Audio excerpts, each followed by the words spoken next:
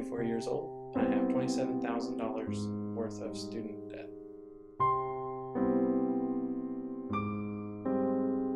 Now, though, with the student aid and financial aid crisis, and I do call it a crisis in this country because the student loan debt in the United States is currently approaching, or has approached and exceeded, $1 trillion.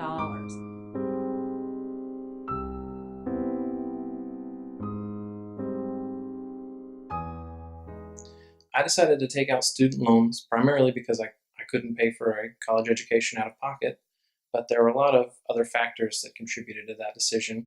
Taking out student loans was really, I didn't have much of a choice. At the time, the amount of money that I was making working when I had my daughter at the end of 2010, it didn't justify staying employed. So I decided to stay at home with my daughter and go back to school. So by the same token, I needed to take out student loans, not only to pay for my education, but also to provide kind of a cushion while I was staying home and not working. Right now, the average student, when they graduate, has around $26,000 in debt.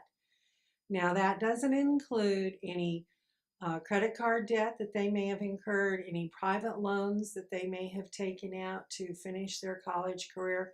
So that average, when you take all of that into consideration, is right now in this country around $32,000. I think anyone who's able to graduate from college, myself included, has achieved something enormous in many ways.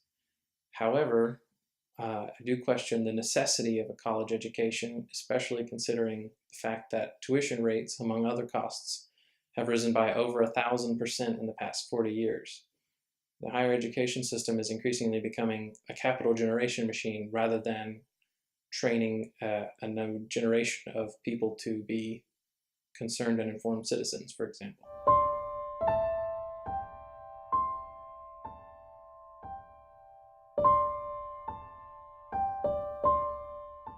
If you're going to, let's say, a school such as Emory, you certainly don't want to do a social science major because, quite frankly, you're not going to make the money to pay that tuition back in that field. You need to look at what your major is, what your interests are, and go to those schools that are going to focus in on your skills and abilities.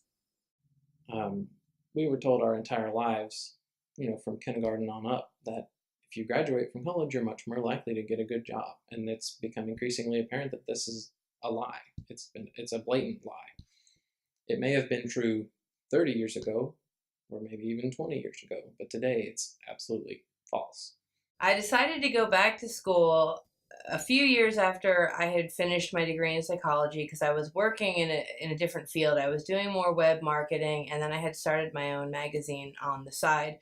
And as much as I had always enjoyed writing, and I had done it in the military and the Army Reserves, I never really majored in it. So I went back to school because I wanted to get a degree in communication and really hone my multimedia journalism skills and do more with video and Photoshop and online reporting. I did major in English, and there's very little real-world experience outside of academia to be learned in an English major. I did enjoy reading the books and discussing the books and, learning to become a more critical thinker. However, as a more critical thinker, you quickly learn that things in the real world are stacked against you in many ways and stacked against most people. I do feel like I chose the right major. If I could do anything over again, I would probably have just started with communication. As much as I enjoyed what I learned majoring in psychology, I did decide not to work in that field. And I think they kind of go hand in hand, psychology and communication. It all helps being most effective in relationships, whether they're work relationships or relationships with other people. So I do think that I probably would have just started with communication and done these internships when I was younger if I had the wisdom back then.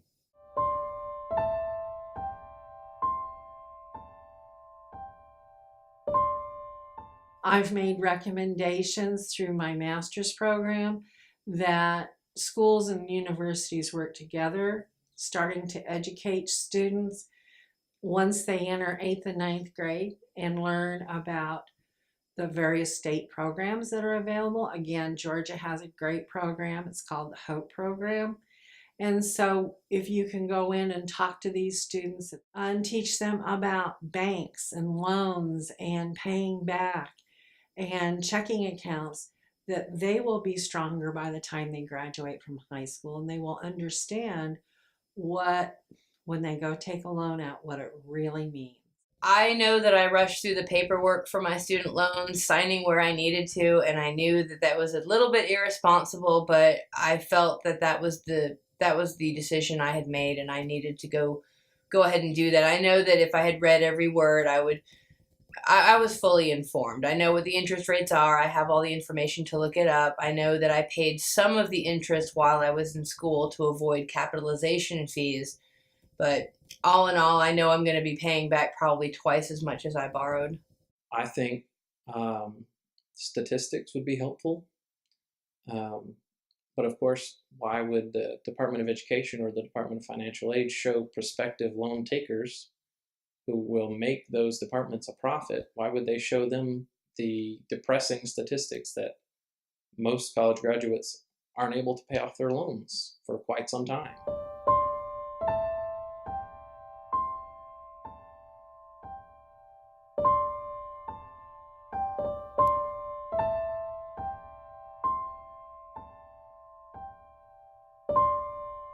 Honestly, I think that students need to understand what they're getting into. We're adults by the time we finish high school. It's not a right for everybody to have a college education. And if you're not going to make the most of it, or if you don't know what you want to do for a living, then it's really that person's responsibility to make sure that spending X amount of dollars on a degree in communication is going to be worthwhile for the jobs that you're likely to get. I know even the job that I have right now, it's simply not enough to pay back my student loans. I'm hopeful that since I did well academically, that I will move up rather quickly and I will be able to make more money, but it's expensive. And if I had my entire life to do over again, I don't know. It's something that each person needs to think about very carefully. If anyone were to ask my advice about going to college in general, in today's climate, I would say don't go to a regular four-year college unless you're rich. Unless you can pay for it out of pocket, or your parents or grandparents can pay for it out of pocket. If you have guaranteed employment after graduation, which I don't know of anyone who does, but if you do, and you know that you will be at that job long enough and earning enough to pay off your student loans, then sure.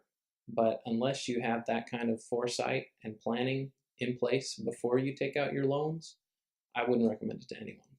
You may want to consider living at home and paying as much off at your student loans as you can, so that when you do get a little older, that debt is lower or completely gone. I did this on purpose. I went back to school with a mission, and I feel like I fulfilled that mission. And I don't like debt. I don't like interest. I don't like paying money for something that it would have been cheaper if I had had the money up front. But it is what it is, and I'm fortunate that I had the opportunity to come back to school, and I think I made the most of that opportunity. Be smart with your money. As my college president, Baruch Sethna, said at my graduation, spend less than you earn.